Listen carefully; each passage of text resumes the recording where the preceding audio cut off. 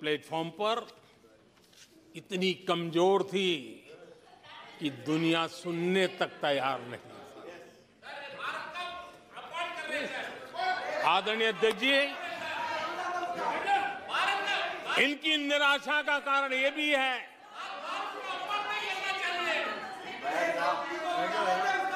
आज जब देश की क्षमता का परिचय हो रहा है, 140 करोड़ देशवासियों का सामर्थ्य खिल रहा है, खुल करके सामने आ रहा है।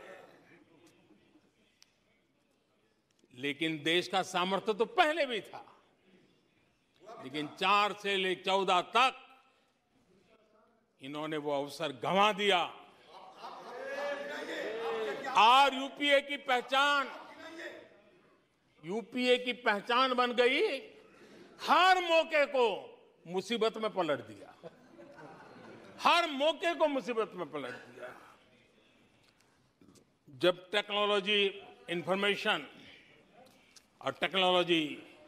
इंफॉर्मेशन का युग बड़ी तेजी से बढ़ रहा था, उछल रहा था, उसी समय ये 2G में फंसे रहे,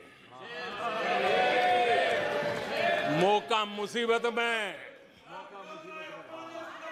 सिविल न्यूक्लियर डील हुआ, जब सिविल न्यूक्लियर डील की चर्चा थी, तब ये कैश फॉर वॉट में फंसे रहे। ये खेल चले। आदरणीय अध्यक्ष जी, 2010 में कॉमनवेल्थ गेम्स हुए। भारत को दुनिया के सामने, भारत की युवा सामर्थ्य को प्रस्तुत करना एक बहुत बड़ा अवसर था, लेकिन फिर मौका मुसीबत में, और CWG घोटाले में पूरा देश दुनिया में बदनाम हो गया। आदरणीय अध्यक्ष जी,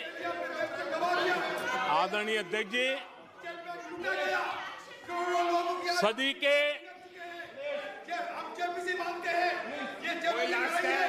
के दूसरे दशक में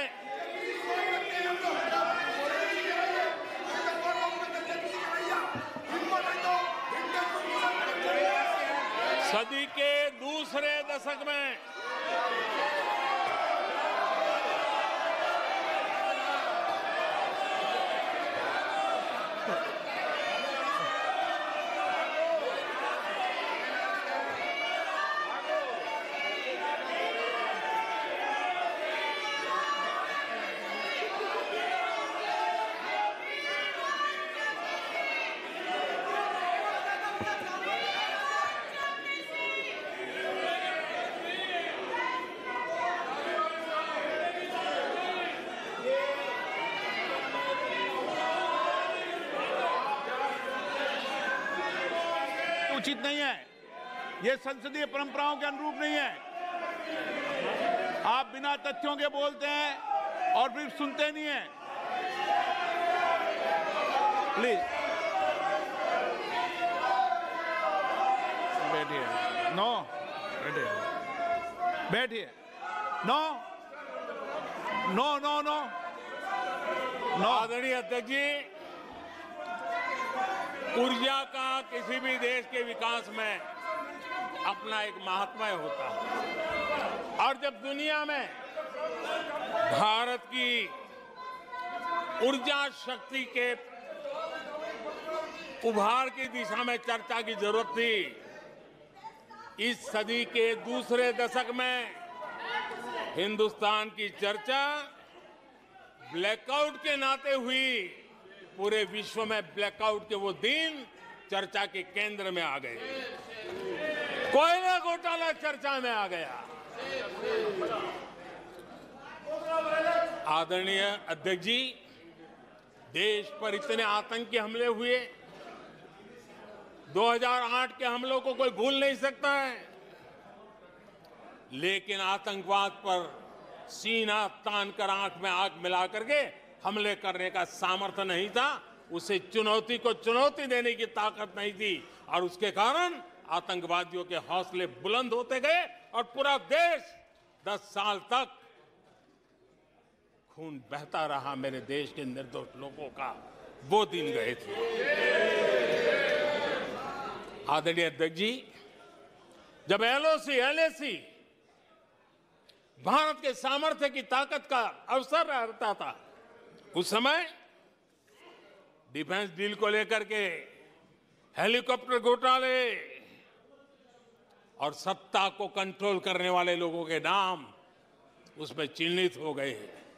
आदरणीय अध्यक्ष जी, जब देश के लिए जरूरत थी और निराशा के मूल में ये चीजें पड़ी हुई है, सब उभर करके आ रहा है। आदरणीय अध्यक्ष जी, इस बात को हिंदुस्तान हर पल याद रखेगा कि 2014 के पहले का जो दशक था, द लॉस्ट डेकेड के रूप में जाना जाएगा।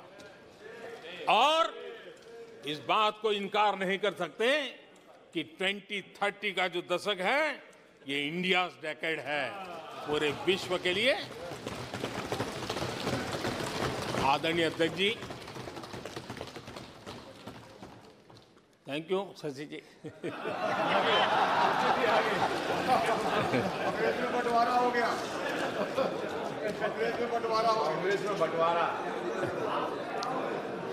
आदरणीय अध्यक्ष जी,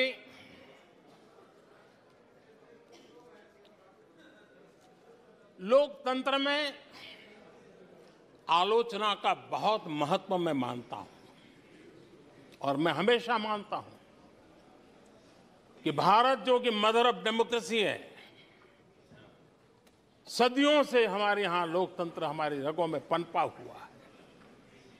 और इसलिए मैं हमेशा मानता हूं कि आलोचना एक प्रकार से लोकतंत्र की मजबूती के लिए, लोकतंत्र के संवर्धन के लिए, लोकतंत्र के स्पिरिट के लिए आलोचना एक शुद्धि यज्ञ है। उस रूप में हम आलोचना को देखने वाले हैं। लेकिन दुर्भाग्य से बहुत दिनों से मैं इंतजार कर रहा हूं, कोई तो मेहनत करके आएगा, कोई तो एनालिसिस करके कोई आलोचना करेगा ताकि देश को कुछ लाभ हो। लेकिन 9 साल आलोचना ने आरोपों में गंवा दिए जिन्होंने, सिवाय आरोप, गाली गलौज, कुछ भी बोल दो, इसके सिवाय कुछ नहीं किया। गलत आरोप। और हाल ये चुनाव हार जाओ, ईवीएम खराब, दे दो गाली। चुनाव हार जाओ, चुनाव आयोग को गाली दे दो। क्या तरीका है? अगर कोर्ट में फैसला पक्ष में नहीं आया तो सुप्रीम कोर्ट को गाली दे दो, उसकी आलोचना कर दो। अगर भ्रष्टाचार की जांच हो रही है, अगर भ्रष्टाचार की जांच हो रही है,